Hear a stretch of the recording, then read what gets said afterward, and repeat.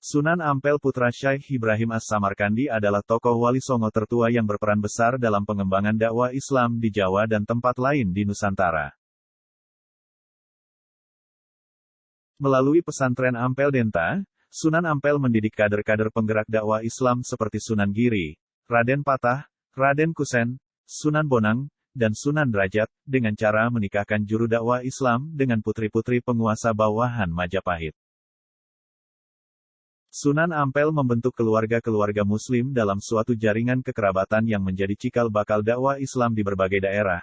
Sunan Ampel sendiri menikahi Putri Arya Teja, Bupati Tuban yang juga cucu Arya Lembu Suraraja Surabaya dan ibu kota Majapahit, melainkan meluas sampai ke daerah Sukadana di Kalimantan. Di dalam Babat Tanah Jawa digambarkan bahwa selain mengajari murid-muridnya membaca Al-Quran, Raden Rahmat juga mengajari mereka kitab-kitab tentang ilmu syariat, tarekat, dan ilmu hakikat, baik lafal maupun makna.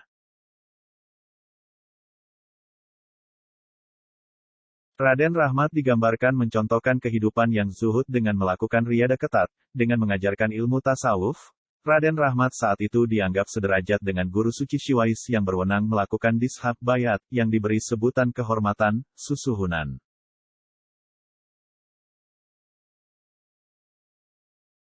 Demikianlah gelar susuhunan atau sunan yang diperuntukkan bagi Raden Rahmat dalam bentuk susuhunan Ampel atau Sunan Ampel.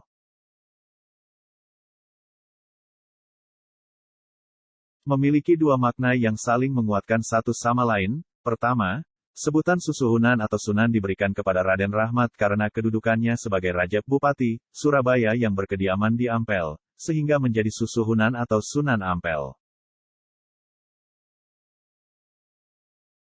Kedua, sebutan susuhunan atau sunan diberikan Raden Rahmat karena kedudukannya sebagai guru suci di Duku Ampel yang memiliki kewenangan melakukan diksa bayat kepada siswa-siswa rohaninya. Dalam mengajarkan ajaran Islam berupa sholat, Sunan Ampel dengan gerakan-gerakan ritualnya dianggap aneh. Di dalam Babat Tanah Jawi digambarkan bagaimana orang-orang menertawakan Sunan Ampel karena melakukan ibadah sholat yang dianggap aneh. Namun, Sunan Ampel dikisahkan sangat sabar menghadapi celaan, bahkan saat dicela karena memilih-milih makanan garis bawah menolak makanan babi dan katak tetapi memilih makan daging kambing yang apak Sunan Ampel dituturkan tetap sabar dan tidak marah. Usaha dakwah Sunan Ampel lebih merupakan hasil formulasi kreatif dari tradisi intelektual dan spiritual yang paling dinamis dan kreatif dalam sejarah perkembangan Islam.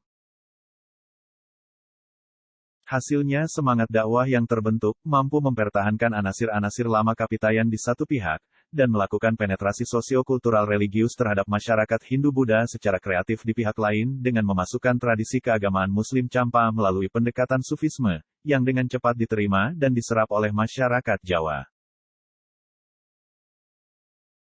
Sunan Ampel yang makamnya terletak di Kampung Ampel, Kota Surabaya adalah anggota Dewan Wali Songo tertua yang memiliki peranan besar dalam pengembangan agama Islam.